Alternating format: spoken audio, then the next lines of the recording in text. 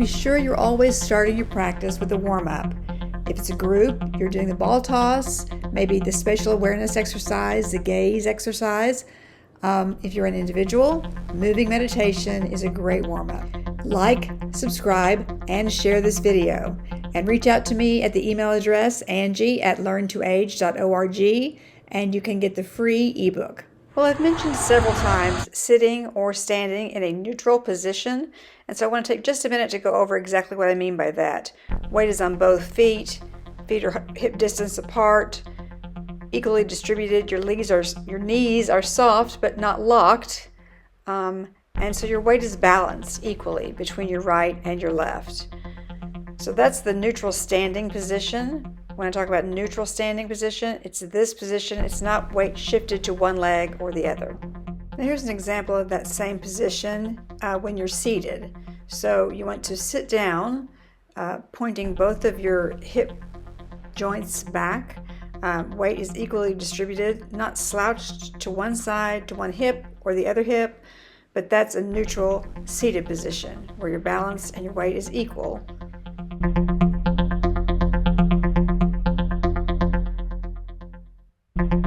When you move from a neutral standing to a neutral seated, there really shouldn't be any need to make any other kind of adjustment. And then you begin to rock, shifting your weight forward to the balls of your feet and back again, maintaining that elongated spine. Weight is still equally distributed on both sides, right and left. You're looking forward, not down. Your gaze is forward and out. Now, it may be easier to maintain an elongated spine with your arms resting on your thighs rather than by your sides, and I think that's fine, as long as you rest them there with palms up, not palms down, because palms down, there's too much of a tendency to use a lot of muscles that we don't need to stand up. And we want to just rest our palms facing up and then begin to hinge from that joint in the hip, and we shift our weight forward and stand up.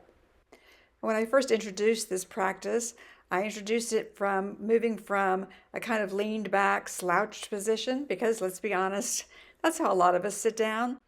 So I wanted to show you how to practice this moving out of that position rather than starting out in the perfect position. Now, as you're instructing this, notice if your participants begin to collapse their knees in, and if they do, you can always take the ball, the same ball that we use for the ball toss is the one that I use, and you place that in between their knees, and that will help give them the strength to push against that ball and stand up from this seated position into a neutral position, keeping their knees lined up. Again, you'll just put the ball in between their knees, and that gives them a touch point to keep things lined up. So you practice a few times with the ball, and then you can remove the ball and go back to hinging from the hip socket, hinging from that hip joint, and then begin to stand up. And that strength to hold your knees in line with your toes will come fairly quickly if you practice with the ball and then without the ball. Now revisit week 22 for stair stepping.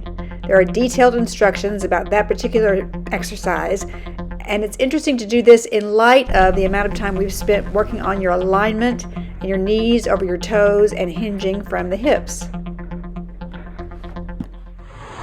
In light of alignment and correct execution of certain actions, page 25 of the journal has a very interesting question about where in your daily life can you reset old habits for new and improved ones.